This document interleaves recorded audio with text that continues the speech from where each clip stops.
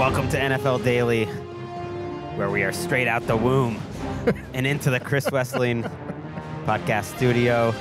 Here with Patrick Claybon, and really lucky to be joined by him today, and Patrick Daugherty of Roto-World coming up a little later to talk about post-hype sleepers from the world of fantasy, and we'll do some dumb stuff at the end. But yeah, Jim Harbaugh getting us off to the right start this week. Famously, our again now coworker, Akbar Bajabiamia, says he remembers being born. So he and Coach Harbaugh have that in common. Okay, let's just listen to the sound now. This was going to be part of dumb stuff later, but let's listen.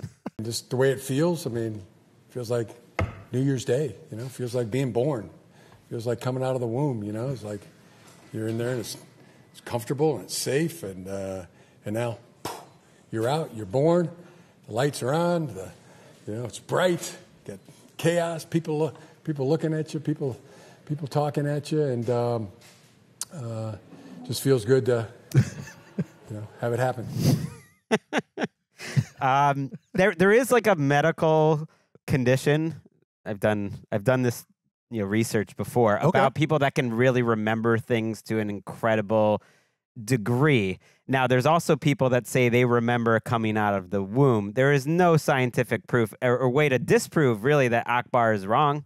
No, look, if somebody says that they remember that experience, like, I don't want to remember it, because as Coach outlines there, the lights are bright. You've never seen light before. Yeah. You've never seen people before.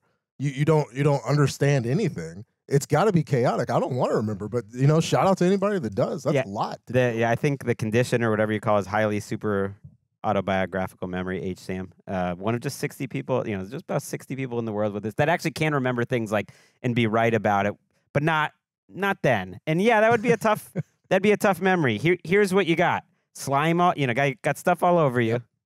Not a medical term there.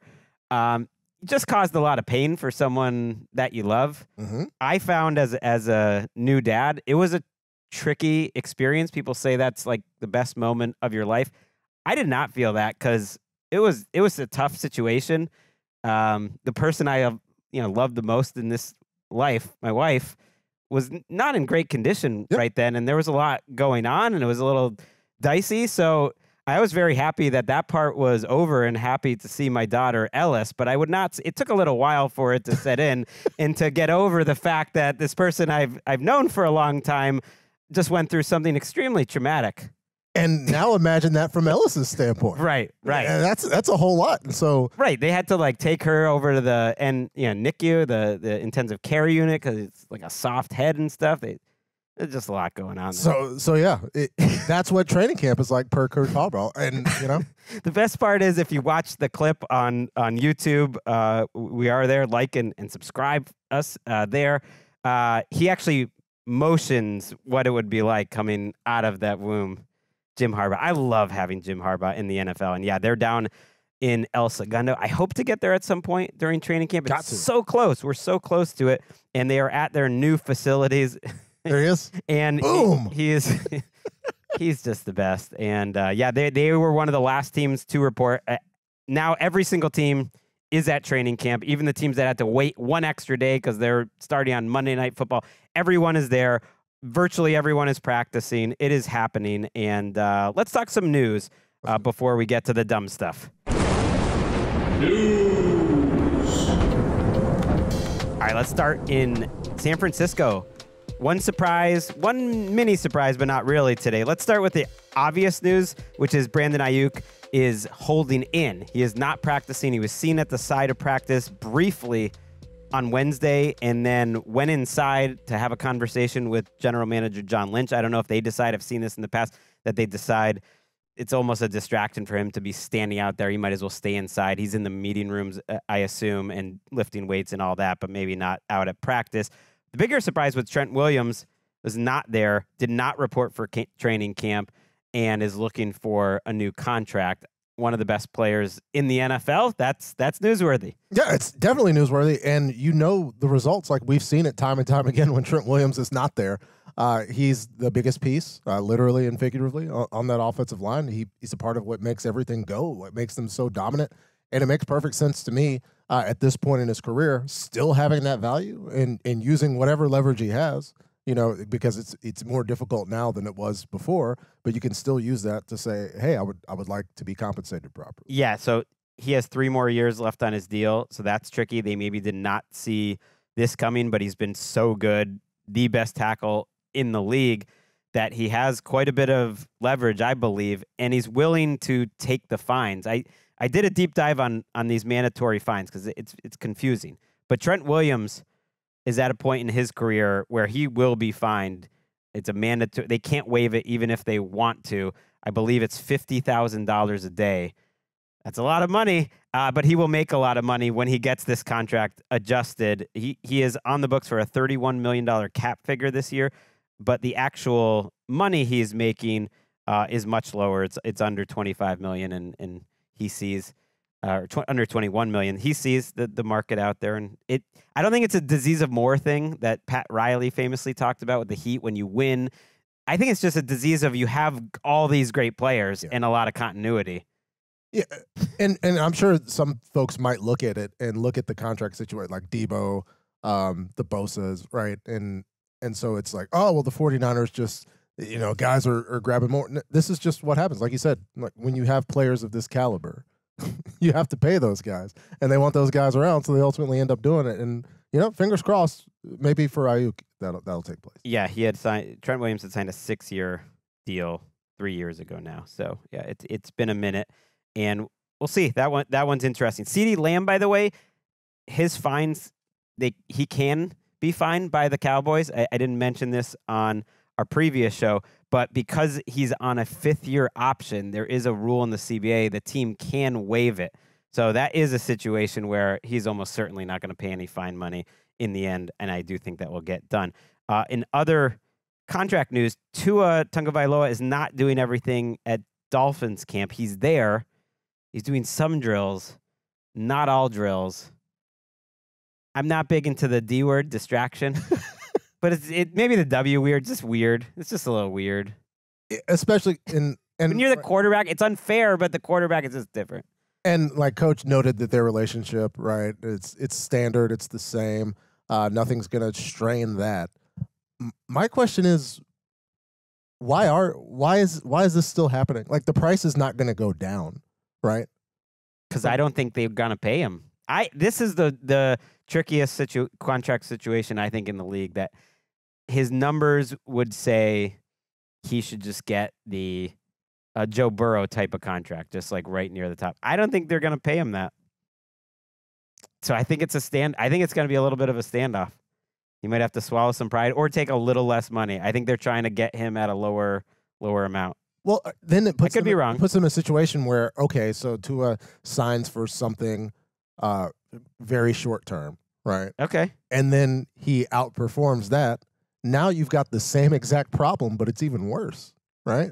So if you would see, it would seem to behoove them to make some sort of decision where if you trot them out there to be the starting quarterback, considering the seasons that he has had, you're saying he should be paid. So it's just going to cost them money, right? Like, I maybe, but I guess I'm looking at this as a view of like, he's not necessarily their quarterback in 3 years. He probably is. Okay. But I think they're maybe checking to see if he stays healthy another season. I think that's part of it, and so maybe they're being a little more hardline than most teams. We'll see. Daniel Jones, of course, got his money. He got one of those short-term contracts. I'm sure they'd give him Daniel Jones's contract, like 2 years, $40 million a year, which for Daniel Jones was great, but it's a very clean out after 2 years. I wonder if they're closer to that type of deal. Good news for Jones is that he is healthy enough to practice fully at camp. He's taking all the first-team reps at camp. I found that a little noteworthy because our friend Daniel Jeremiah put it out there over the summer on his podcast, Move the Sticks, which I believe is on a hiatus. No, I'm just kidding. It is still happening. I need to not throw out that bad information. It's great, him and Bucky. And Daniel Jones will be backed up by Drew Lock, and Daniel seemed to indicate he thought Drew Lock has a real chance to win this job long term, but for now, they're not giving him any reps. Yeah, for now, it's dimes all the way. I could see a scenario if Daniel Jones isn't right, 100% back because athleticism is such a big part in his game, and maybe Drew Lock sneaks in there. There's also Tommy DeVito's still around, Greg. Oh, stop. Tommy DeVito's still out there. I have noticed that Tommy DeVito never gets mentioned on Hard Knocks whenever they're talking about quarterback. I mean, I guess that's obvious, but like they went through the whole backup thing. They never mentioned DeVito. They really wanted Tyrod back. That didn't happen. They made sure to get Locke in the building because they thought he was great. Daniel Jones, it was interesting on the latest Hard Knocks, had a conversation with Joe Shane. They didn't show it, but Shane talked about it of, when they were going into trying to get these quarterbacks, and they did try to trade up for Jaden Daniels. They did try to trade up with the Patriots for Drake May. So they were down with either one. It didn't happen. Patriots didn't want to do it. Obviously, that they told Daniel Jones ahead of time, and then they said, look, if we don't get if you see Drake May around the building, don't get freaked out. And now they didn't get one, and they got a weapon. And I think Daniel Jones, I don't know if he's underrated at this point, but I think people forget who he is. His first 2 years in the league, I always said, like, he's way closer to league average than people give him credit for. I would put him just below the Dalton line. And so that's not like what you want out of a top 10 quarterback, but he also isn't a disaster. He's just been in a bad situation. I think if you put him in a good situation, he'd be like a mid-level bridge quarterback. And so for a couple years, he was underrated. Then he had that 1 year, and I was like, he's really not this good, guys. Like, he's still that same guy, but the situation's better. The Giants overpay him, and now he's back to like underrated again because he's not the 32nd best quarterback in the league. To me, I think if he got in good situations, he could have a Teddy Bridgewater type of career. I think, right, because we get the thing that leaps off the page, right, was those 17 turnovers, right, in 8 games. He had like a really, really bad stretch. He's not that. I don't think anybody is really that guy that's going to give the ball up that much. But then he went into super safe mode where the risks weren't really. There's got to be some in between where he has to be willing to turn the ball over, but also he could make try to make big-time some throws. Explosive plays. He used to. Those first 2 years, actually, he is a pretty thrower of the football. That's why he got drafted that high. Like, he can do that. So I'm just hoping Brian Dable can get that going, make them more watchable. One big contract that happened on Tuesday was Christian Darrisaw getting a 4-year, $113 million contract. Ton of guaranteed money on that. Nice development story for him. 2 years out from being a free agent. So again, these are teams that are being smart and getting ahead of the market, and he got paid. And it's a reminder, tackle maybe more than any other position seems to take some time because his rookie year, everyone got on the Vikings of like, oh, I don't know about this guy. This guy's a reach, and then shows up second year and he's awesome. And you're just asking a lot for rookies to start, especially a tackle. And now they've got, I think Darrisaw's 25. I think he just turned 25 too. And so you get that youth value at this position for a long time. I think it's a great deal. Sign more guys early. Like I was talking about with Tua, if you can foresee them being a part of your team, then why not? $77 million guaranteed, 43.7 at signing. I bet that's going to look great in 2 years when the actual extension even starts. And yeah, I think the Vikings are in better shape. I got Vikings Twitter annoyed on Wednesday, pointing out that Michael Pratt, Tulane, getting more first-team reps right now than J.J. McCarthy.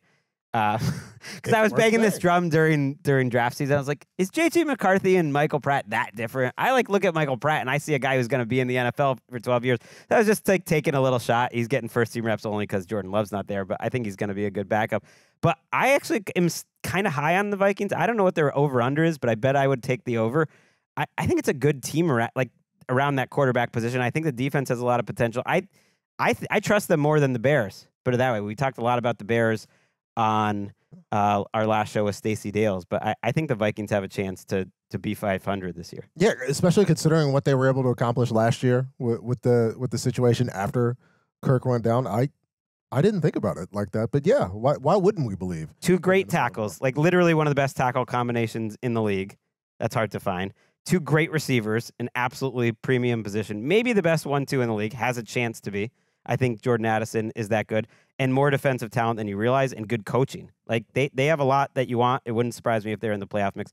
All right, we'll fly through the rest of these news items. Sad that Michael Gallup retired. Sad for me. I hope he is happy with it. He had signed with the Raiders this offseason. He had struggled with injuries. We had him on the Around the NFL podcast before last season, and you know, he was trying to come back from that ACL, and he never fully got back to what he was early in his career. Yeah, and so explosive, right? And a part of just a really good run on Cowboys offense. And, you know, it's just a sign of what can happen to a guy when things go wrong physically. It's not like he did something wrong. It's just an accumulation of things that don't go right. I mean, it's so obvious, but it's just such a brutal sport. I thought about it with when Ryan Ramczyk retired too.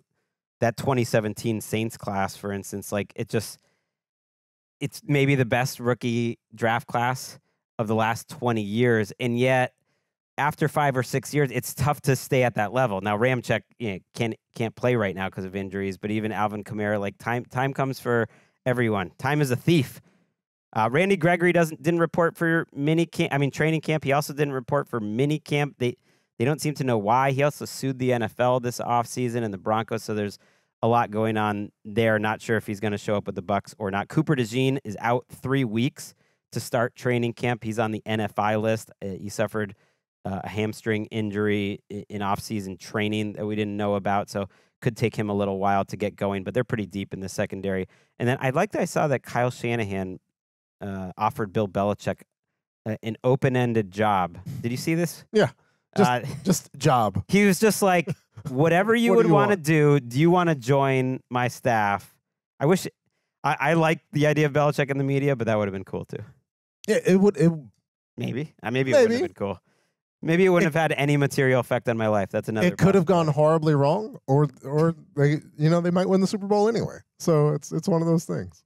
But Belichick didn't want to do it. But I think that shows. I do like Kyle Shanahan's the confidence of like, yeah, I'll put Bill Belichick in my room. I'm not going to be like threatened by him. I just know he's going to make me better, us better. Belichick's probably thinking like, this guy's going to steal stuff from me. But Shanahan's probably thinking he'll do the vice versa anyway. He wouldn't mind.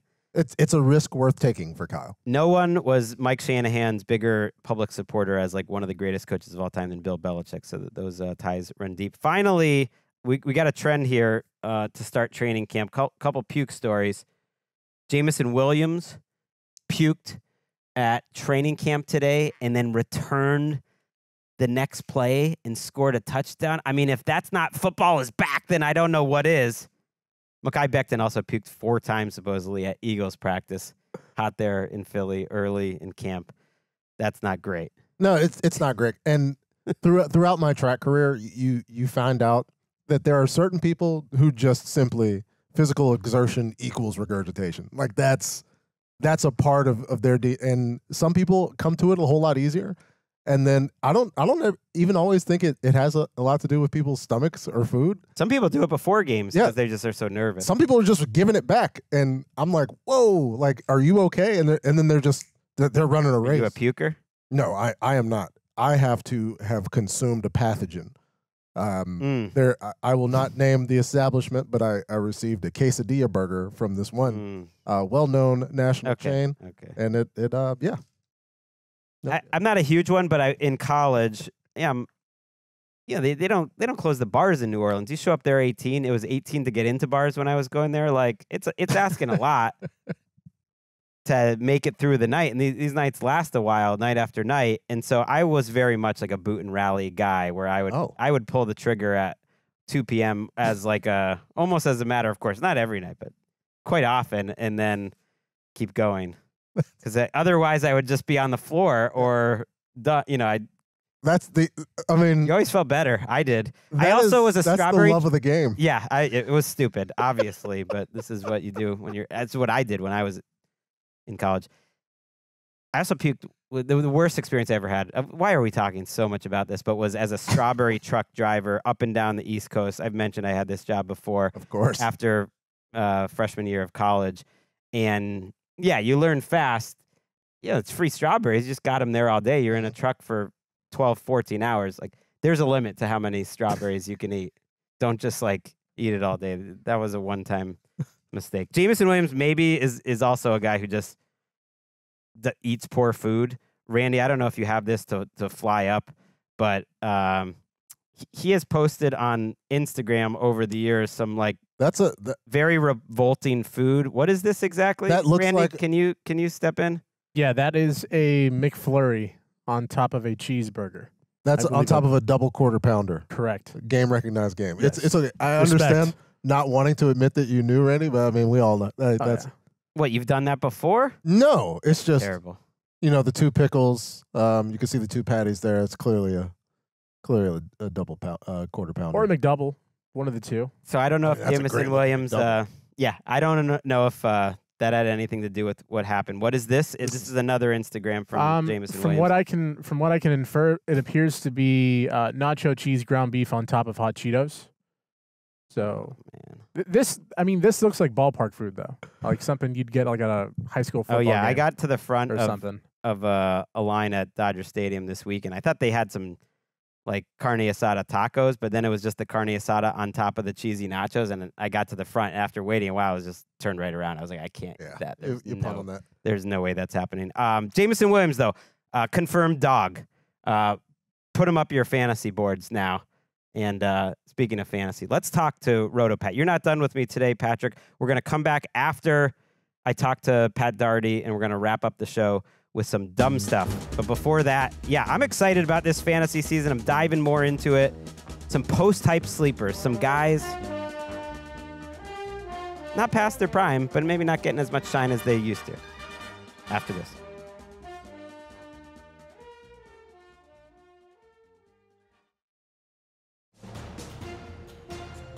Back on NFL Daily, one of my favorite fantasy minds in the game.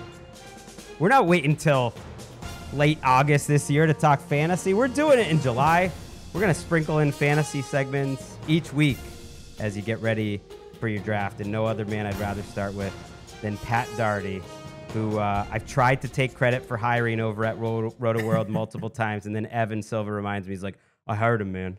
I'm the one that hired Pat. I was like, I supported him. I think his tweets are funny. Pat Daugherty, what's up? Evan hired me. You supported me. You hired me in spirit, though, because no one would have been allowed to be hired without your approval. There you go. So you both hired me. This might be early for you in fantasy. You're very late, though. We've been talking about it since probably before the championship game weekends. Like, we don't even wait for the Super Bowl to be over. When there's only 4 teams left, then you kind of start talking about the following year. Yeah, the game has changed. Not to do it back when I was doing it, but this was the ramp-up period. Certainly we paid attention. We did news at OTAs, but there was just not the competitive social media tweeting of like the entire industry already doing ADP and best ball in like April. Everything is different. That's why I need someone like you to sort it out. And so we're going to do an exercise. Actually, we used to do back at Roto World, which I think is very useful, which are called post-type all-stars. And post-type all-stars, to define it for the listener,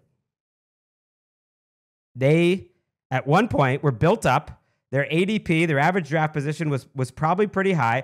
It didn't work out for whatever reason, and now it's lower. And it's part of the 2 things I think are the most important in fantasy football if you don't want to overcomplicate it. It's like, number 1, take good players like that are talented and great at football. Like, that's very important. And then number 2, playing the game is just buy low and sell high. Like, don't take Travis Kelce in the one season of his career where he's in the first round.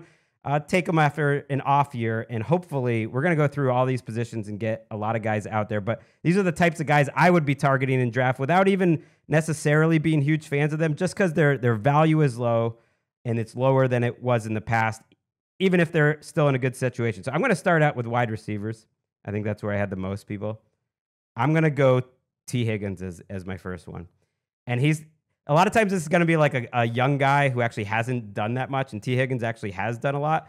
But I just couldn't help noticing. I looked at Fantasy Pros average draft position this year, last year, PPR. He was the 14th wide receiver last year. He's the 30th wide receiver this year. There's literally no difference in his situation other than he had a bad year last year and couldn't quite stay healthy. But he's the same guy, the same opportunity, and he's getting taken 4 rounds later, and we've already seen him be great. So to me, he is kind of a perfect post-hype all-star. Well, yeah, there's no difference in his situation except for Tyler Boyd is gone, and there's less target competition. And Joe Mixon is gone, who is one of those highly targeted running backs in the entire NFL. And really the only thing that is different with T. Higgins' situation is that he was always slightly overdrafted. He's always taken as like a wide receiver 11 or 12 before.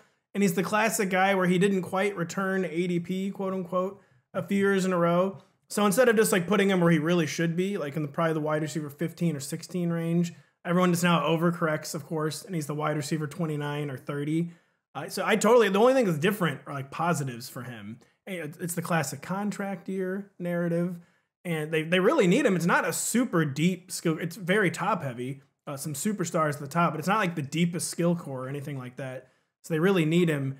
And yeah, he was someone I almost put on my list. I did not, so I'm glad. I'm glad you didn't. And yeah, I think this is sometimes it's good. You guys have been in the fantasy mines all season, off season, digging that coal or whatever it is that you do. And I hadn't looked at average draft position until yesterday. And then sometimes these names just like stand out as like common sense. Why is that dude so low? You give me one that you like. It's not the coal mines, we're sand mines, by the way. Silica, is that what it's called? Nothing as glamorous as coal in the fantasy mines. But this first one could be stretching the definition a bit. But I'm going to go with George Pickens, who is not like he's like underhyped, but kind of like T. Higgins. He was overhyped the past 2 years a little bit, maybe still only barely. 2 really strong seasons to begin his NFL career. But it's people... They don't want to touch the Steelers' offense because Russell Wilson is toxic. Arthur Smith is maybe the most toxic fantasy figure in the history of the game. And it's his huge finish last year. So the best stretch of George Pickens' career came when people kind of weren't paying attention to him. They had already kind of written him off, and they switched to Mason Rudolph, of all people. Sparks like the best 3-game stretch of his career. Like even marginally improved quarterback play really got George Pickens exploding down the stretch. There's just zero target competition. He seems like a good fit with like Russell Wilson's moon balls to me, unless Russ is totally done, which is possible. No. The one thing Russ can absolutely still do at an elite level is throw a sexy deep ball. That's what our original producer TD used to say in the back in the day. Like he throws a sexy deep ball. If he's protected, he can still do that. I don't know if he can do that much else. Justin Fields can throw a nice deep ball too. Pickens is wide receiver 27. And their wide receiver room is a borderline disaster. I've heard all offseason, like, oh, yeah, the Steelers, they're going to add a big name before the season. Like, who is trading their receiver to the Steelers? It's all Pickens. I love that. I'm going to go, man, I have so many receivers. Bradon Aiyuk would retire if he were traded to the Steelers, by the way. So if they actually got the big name, he would just retire. I don't know, man. He's been putting out, like, Instagrams where he put up the Washington play calls and stuff. Like he was like looking at their coaches' film from their internal. That was a problem. So he was down with the Commanders, but he also was down with the Steelers because he mentioned that. That means his agent was putting a bird in his ear. It's like, these are the teams that will pay you that money, but I don't think they're going to give up the first-round pick. He is posting cryptic trade demands so often that I don't even have Instagram anymore, and they still just show up on my phone every morning. Yes. Bradon Aiyuk cryptic trade request from Instagram stories. Okay, I'm going to go with Stephon Diggs. I wanted to be a little spicy here. Again, I just looked at wide receivers who fell in ADP from this year to last year, and he was 4th last year. He's 23rd this year. Everyone's going to be worried about the target share there. I don't care. He's good. He was still getting open. It's the classic TO first year in Dallas or Philadelphia honeymoon year, and 23rd to me is too low for a guy that talented. I don't think he'll be top 10 necessarily again, but I think people over worry about the fact that there's other good receivers there. He's still going to get plenty. Yeah, you can nitpick with all 3 of the lead Texans receivers, but you should do it the least probably with the superstar, like you said. Right. And there's a lot. I love Nico Collins, but he's wide receiver 11, and to me they're about the same in terms of fantasy value. And Nico Collins, that just seems like buying at his absolute peak. A pretty rare 3rd-year breakout. He's clearly very good. The Texans front office agrees. They've paid him $72 million, but you're looking at kind of a 1-year wonder so far in Nico Collins. Tank Dell, we love, but I really dislike when guys as a rookie kind of live up to their negative pre-draft billing. So Tank Dell lived up to his positive pre-draft billing. Explosive play guy, can make plays all over the field. But he's undersized and small. He could get hurt. And then to suffer like a really serious orthopedic injury, even though it was very questionable usage, I think is still a concern for Tank Dell. Steph Diggs is just like, was this a protest season or was this decline? And I am more inclined to believe it was a protest season. And for whatever reason, he no longer liked playing with the second best quarterback on the planet. And you can just see it. I've heard the reports out of Texans camp that Paul Gallant, who's on the radio there, was like, I've never seen anyone practice harder than Stephon Diggs. And it's like, it's just, his press conferences are just, he loves the world. He's talking positively about Josh Allen. It's just all there. He's playing for a contract. And I will not stand for any Nico Collins slander. I love Nico Collins. So I will not call him a one-year wonder, but it doesn't matter to me. That doesn't take away from Diggs. And they know there is no world where he is going to be happy being a second receiver. And there's no world where his talent would make him one. Give me another wide receiver, Pat. What if he is a second receiver, by the way, and then just immediately protests? But the second one, I don't know if this one counts either. I think it does count. Christian Watson. That actually is a perfect one. I don't believe in it. I looked at him, but he is a tailor-made post-hype all-star. I'm just not with it because I think that Dontavian Wicks is better. I shot you down before you even made your point, Pat. You did. There's a lot. This is kind of like a total battle royale receiver core where there is like a genuine like hand-to-hand combat for the targets. But Christian Watson, he's never not been productive when he plays. The problem is he just doesn't play very often. But he quite literally went to the lab to get his hamstring issues figured out. Like we're big into the lab narrative here at Roto-World, where he went and was studied like a science experiment, and they figured out like the strength and balance that was making him suffer hamstring injuries every other week. And even with the battle royale and uncertain target situation, it just seems like you talked about the two main tenets in fantasy. Are they good? Are they a value?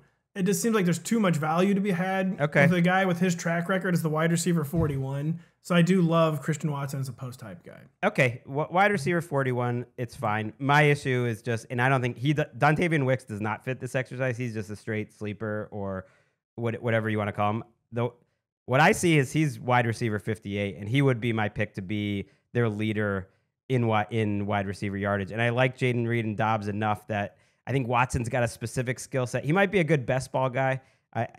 Best ball's not my jam, but he'll have like 4 big time games, and otherwise he's just a deep guy. One guy, and again, I don't know if I'm going to give you actually a bunch of names because I want to get through the receivers. I want you to pick who you want to talk about, but I think these all could make sense. Terry McLaurin, I've been wrong about year after year, but he's so talented to be the 31st fantasy wide receiver that I just don't care about the situation.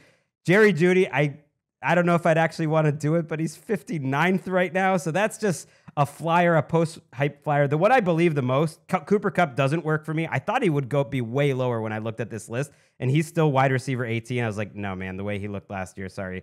If he was in the 20s or 30s, maybe. Deontay Johnson is the guy, along with McLaurin here, is probably my favorite. Wide receiver 41, the only guy on that team, gets open. They're going to be better just because you can't be worse. So to me, he is a nice little post-type all-star. But pick which one out of those you like the best, McLaurin, Deontay Johnson, or Jeudy. Well, Jeudy was the classic. He was the last guy I threw on my list but didn't put any notes for just because he's such an obvious post-type guy, but no one really wants to make the case for him. So I'm just not going to make the case for him. And it is Deontay Johnson.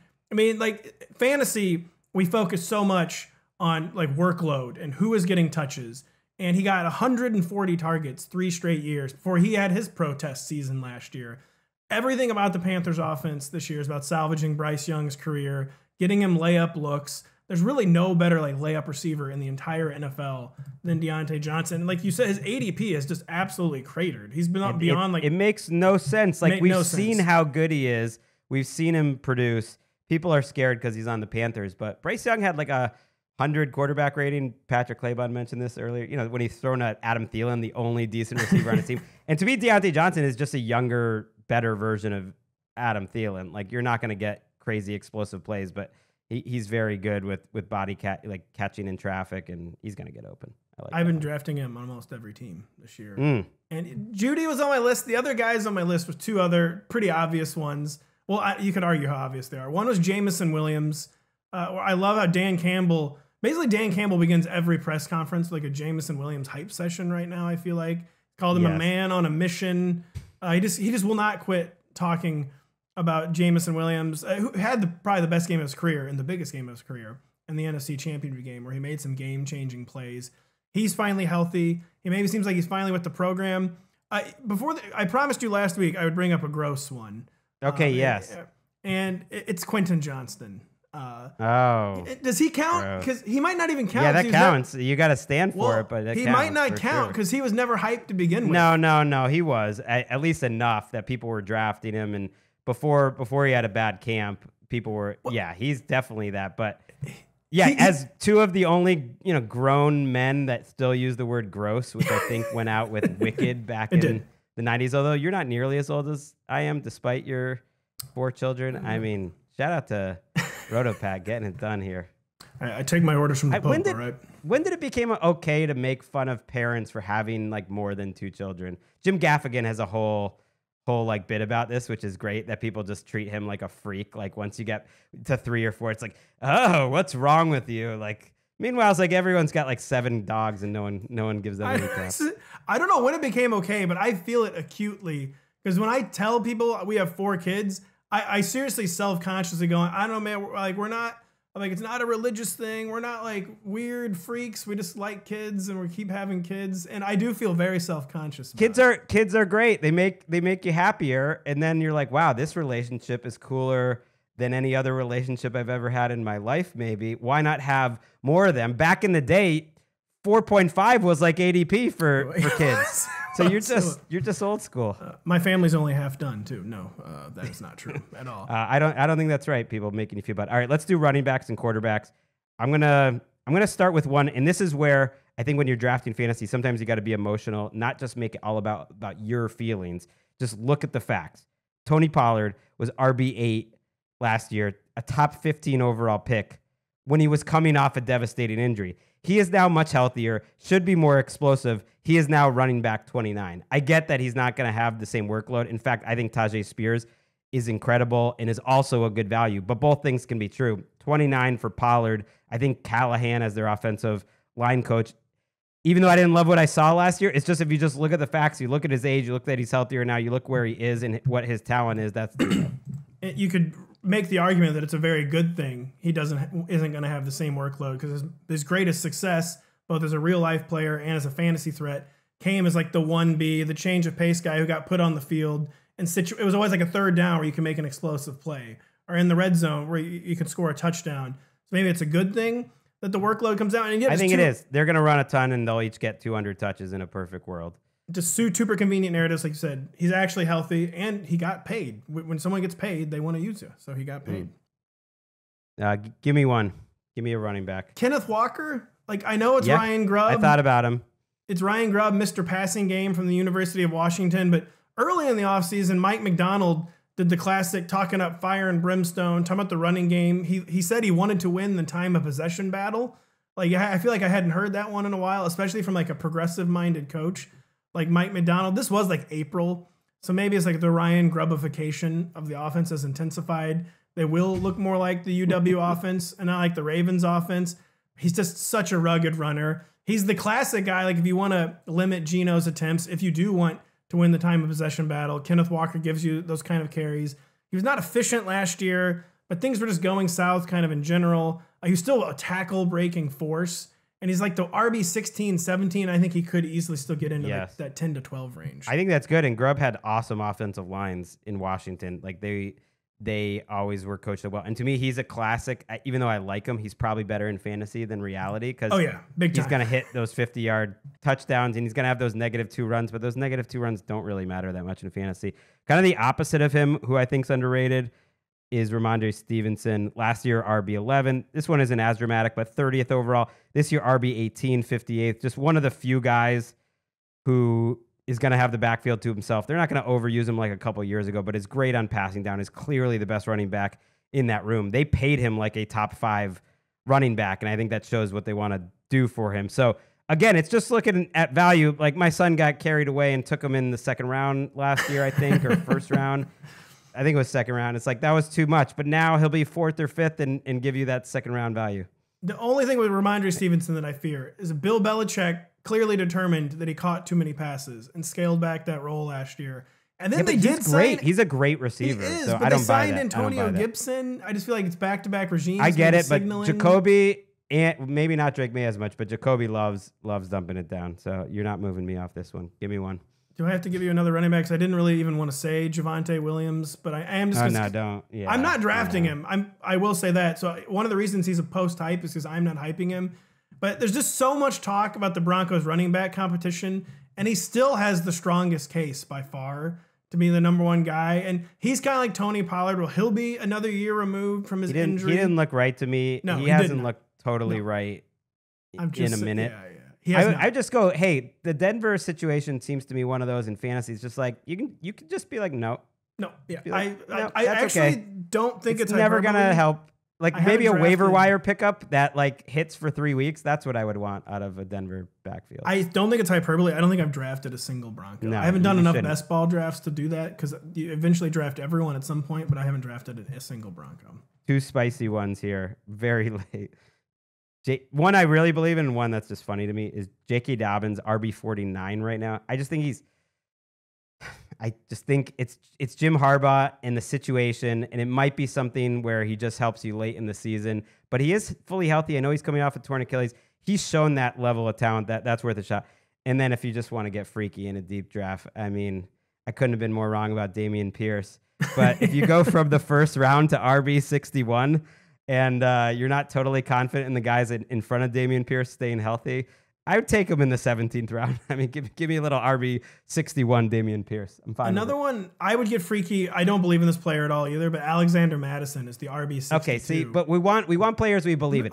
I've seen Dameon Pierce excel at the NFL level. That's the thing I think people miss in fantasy. If you've seen it once, it can happen again, even if they're coming off a bad year. Let's wrap quickly with quarterbacks. Give me your favorite quarterback pick. Does Kyler Murray count? Yes, he was one of my 2. He counts. His ADP hasn't really fallen as much as I would have expected. He's like QB7, an underdog. He is QB10. Really? In the more normie drafts. I see 13. I see 10. It depends. Yeah, it's kind of all over the place. QB7 on underdog. So like the sharps, quote unquote, are not fading him. Like the general public will be fading him because he's just disappointed 3 too many times in fantasy. Another guy, he's never been in a better organized offense. He's another year healthier. He's going to run more. He finally has another weapon, a signature weapon, in Marvin Harrison Jr. I just really like the way the Cardinals are coached and organized. It could be famous last words. It seems like it's going to be his best setup he's had in a really long time, and that the dual threat will return a year removed from the injury. To me, at quarterback, like if you're not getting taken in the first 4 rounds or so, 4 or 5 rounds, it's almost like I don't care if I have to take, like if Kyler's going to be one of my 2 quarterbacks, I'm fine taking him around early because he has that top 3 or 4 upside, and you're not going to have to use one of your first 5 or 6 picks on him. And so I love that. I think he'll run. I think he's going to pass better than he ever has. Justin Herbert was getting taken 6th at this time a year ago. He's now getting taken 14th. I think just people are swallowing the whole like Jim Harbaugh likes to run the ball thing a little too much. And this is where I'm just betting on talent. If Justin Herbert's my QB2, like get out of here. Like a Murray Herbert combo if you wanted, or even just one of them and pick someone at the end and just go cheap at quarterback. He'll find a way to get yards. I think they'll run him a little bit more maybe in the red zone than they have before. So I'm all about it. I believe in Harbaugh. I believe in Herbert too. And it's become a mantra in fantasy that temps are a quarterback stat. We are going to find that out with the Chargers this year because we are getting the ultimate experiment. And they're not going to take the ball out of his hand. I think their defense might be pretty bad. Like he's the best player on the team. Jim Harbaugh has like posters of him on the wall that he goes to sleep to. What? So he's going to hand it off to Gus Edwards and J.K. Dobbins 50 times a game? I don't think so. So now you don't like J.K. Dobbins, huh? No, I like him. But I like him at. But hey, you didn't say, neither one of us had the courage to say Aaron Rodgers. Is he a post-type guy? No. That the lead balloon falls to end the show. Where is he? He's outside the top 20 at quarterback. And quarterback's crazy, man, because Caleb Williams, Stafford, Rodgers are all like outside the top 15, and it's just another reason not to take any quarterback early. Although, I don't know. You do what you want, but I won't take Aaron Rodgers. But I mean, we've seen vengeful Aaron Rodgers before, and it's his best supporting cast in a long time. He's a fun QB2. That's a good one. No, I agree. That actually fits my profile. A player that's shown himself. He's like literally one of the best players of all time. He is. And you're buying low as hell. Patrick Daugherty, one of the best roto writers of all time. Still using the word Roto World. How about that? I still think it's corny, Roto-Pat, but people remember it. So you got to use it. And if I'm one of you are the best at what you do. I'm so glad you've got the show, and I'm so glad you had me on. I want to have you on regularly. Like I said, we're going to do fantasy, regularly. Got the big dog, the big fish. Right off Evan the bat. Silva at some point. We're going to we have Mike Florio from NFL and Marcus Grant coming up in the studio in a couple weeks. I think we're going to do a mock draft, but just sprinkling that in, especially in draft season. Love you, buddy. Thanks, Pat. Love you too. Promise to yell at Evan. You guys need to yell at each other.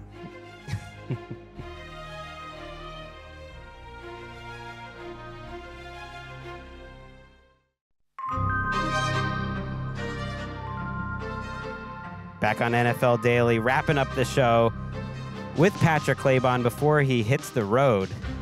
Although he's going to be on this show from the road. Let's do it. Monday morning show. He'll be in Cincinnati. Excited for that, but in the meantime, he's going to hit some teams. Before that, though, let's talk about some dumb stuff. We just want to wrap up the show with dumb stuff. And you were talking about, Patrick, like, who's going to have the quote of training camp? Would you say you thought Sean Payton had it last year? Yeah, and it kind of counts, right? Because it's in an interview. He's in his office. He's comfortable. And then I thought, like, who is in position? When he dogged Nathaniel Hackett. Yeah. Yes. When he provided maybe his analysis of the 2022 Denver Broncos.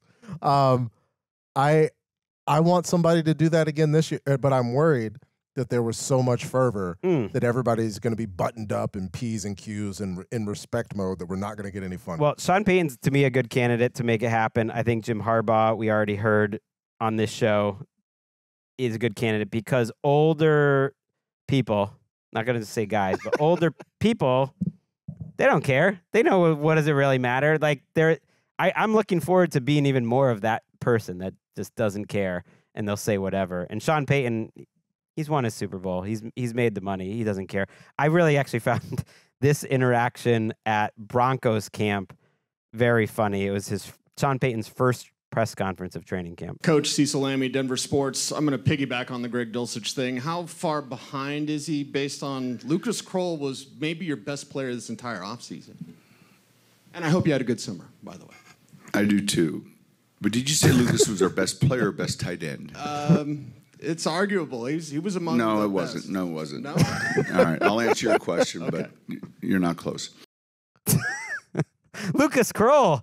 I mean, if you're wondering who Lucas Kroll is, he's a third-year player who attended 3 colleges, has played for the Saints and the Broncos, has 8 career catches, ended up at Pittsburgh, and like he's taking shots there from his coach. But I found that very funny that he was not going to take this like weird hot take from someone who was at too many OTAs and just was impressed by Lucas Kroll. Yeah, and No, he's not. I do want to hear Lucas's reaction to that interaction because it's an ears burning type situation. Like, whoa, Lucas Kroll mentioned, and so like his phone's probably blowing up, and now he's got to click on that quote, and like I want to see him watching this. Shout out to Cecil Lammey though, who asked that question. Old school fantasy guy with online at Football Guys when I was starting at 2003 and still getting it done, and knows a lot about football. So I'm sure he just was really impressed by his offseason workouts, but he was shut down. Eventually, Sean Payton actually threw out a couple names of like people that were better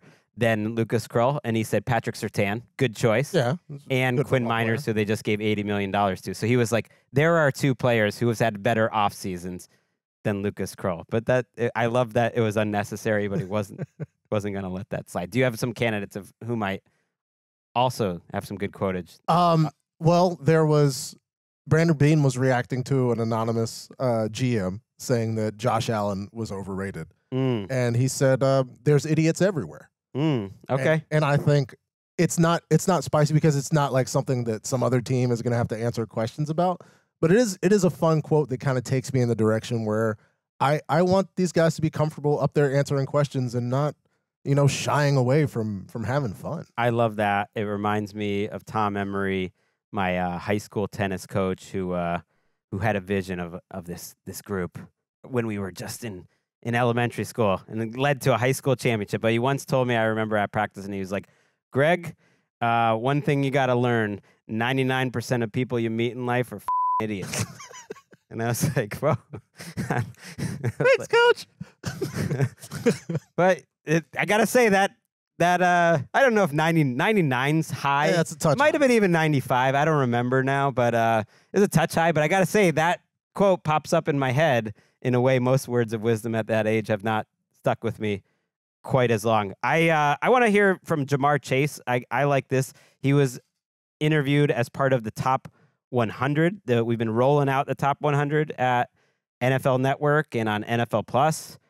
My son Walker was actually watching it on NFL Plus, going player by player. I don't think they got to Jamar Chase yet, but the NFL sent out this clip of them asking who's the best player in the league. And who's the number one player on the top 100 this year? On the what? Top 100. I'm not saying him. I give credit when it's due, but I'm not saying his name. I don't know who you're talking about. Yeah, you do. I'm not saying his name, brother. I'm sorry. Joe Burrow. I'm not saying that guy's name. He's good. He's amazing. He's good. Not gonna lie. I'm salty, though. I'm a little salty. 2 years in a row. But I'm putting Burrow first. So he said, I'll give credit where it's due. It's like, no, you're literally not giving the credit. But he is giving the credit. I guess. He said he's amazing. He's awesome. He just said he wasn't We all going to say know. his name. Well, it confused me because then he throws in Burrow's name a couple times, but that almost made it worse because he's throwing his guy's name in there right after pointing out that, no, I'm not saying Patrick Mahomes' name. But I'll say it for him. Mahomes hasn't been their problem, right? Like, Not exactly, I guess. I don't know. He's everyone's problem. What do you mean? He wasn't their problem last year, but like just that they're out there winning Super Bowls when the Bengals are not. I think that's the problem. Okay. And that he's, maybe the best quarterback of all time through the first 7 years of his career. I wouldn't even say maybe. He's definitely the best quarterback of all time through 7 years of his career. it just feels like them being the roadblock. Yes. It doesn't, like, if Cincinnati when they have it all together, Yeah. it hasn't been the Chiefs, No. But look, he's elevating Mahomes to like Baba Yaga territory, and he's like not even talking about him. He's like, well, the pencil. And so I like the energy. It makes the games fun. It was just dumb stuff. Any other options for your quotes before we open the mailbag just quickly? Dan Campbell walked out. They got a new podium in their media Oh, center. yes. And Dan Campbell's a large person. This podium is insane. I am so happy you brought this up. You can see it on the YouTube show. It's crazy. No normal person is making headway in that thing. Nothing filled me with more glee today than just seeing Dan Campbell behind this boat, this yacht of a podium. And I like that there's a cabinet on the side that's locked. This as part of it. I want to know what's in that cabinet. It is amazing that podium. It's the opposite of the Bengals podium one year where everyone made fun of how small and dinky their podium was. There should be a fridge in there. There was always, one of the team staffers. We would go to Coach Saban's availability every week in Tuscaloosa, and Cedric would bring his Coca-Cola Classic and put it on the podium. With that thing, you got to have a fridge in there. And Coach Campbell he would have to walk around. Again, go watch this on the YouTube show. He would not be able to reach and open the door. He has to walk around the podium and open it. It's that big. It's amazing. It looks like one of the Tesla trucks that are, just blighting the highways of Los Angeles. It's a little more aesthetically pleasing than the Cybertruck. It is. All right, we're going to take a couple questions before we go that you guys sent in comments to the mailbox. What is our mail address again, Randy? That would be NFLDailyPodcast@gmail.com. Okay, yeah. Send us some questions about the show or the upcoming season, and we're gonna try to get to them at a future episode. NFLDailyPodcast@gmail.com. All right, throw them up, Randy, before we say goodbye. This is from Faith. I listened to ATN the past 3 years after my dad sent me an episode. I love the show. So glad there's a sequel after the hiatus. I've enjoyed this show. Wondering if the podcast segments are going to be new or will some from ATN return? My personal favorite inner monologues, Dalton Scale. By the way, Judge Connie was great. Please bring it back. We will definitely be bringing back Judge Connie. That was a lot of fun. I thought I'd address this because you might have noticed we haven't done the same thing. It doesn't feel right. Yeah. Like we're here. It's a different show. Those were concept we all came up together, like, and it just doesn't feel right to me. So as much as like I love doing them all, and they're out there, it's like that. Those aren't mine to do. That's how I feel. And or ours. You know what I mean? No, It's just that was around the NFL's.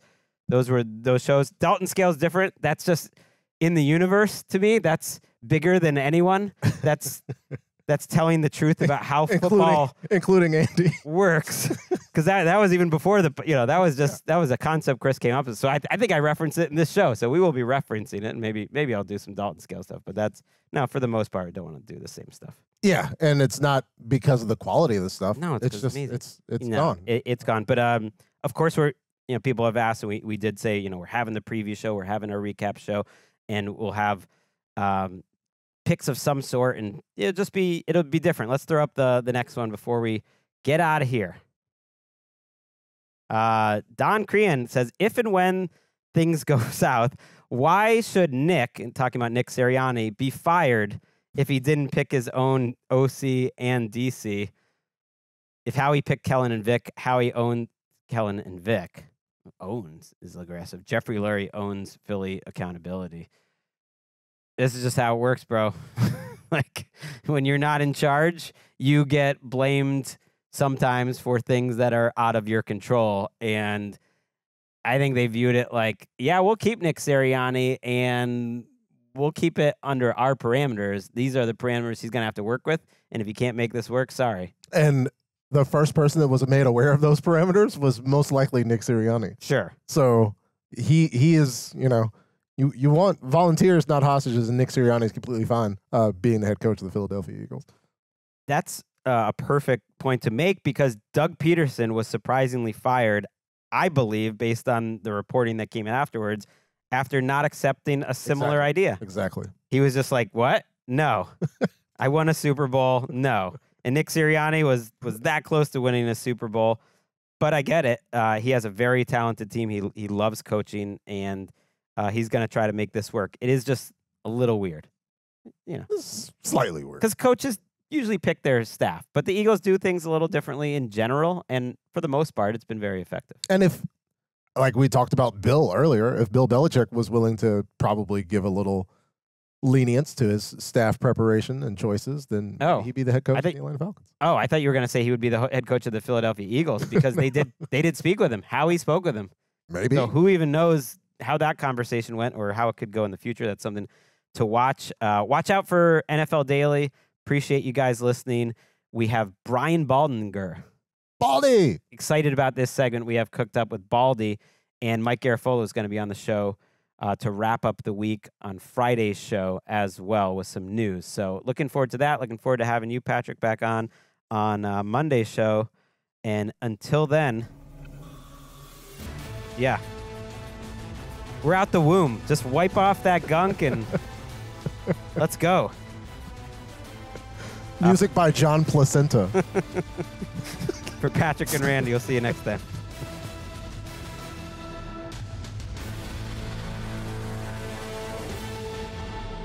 Sal, there's idiots everywhere.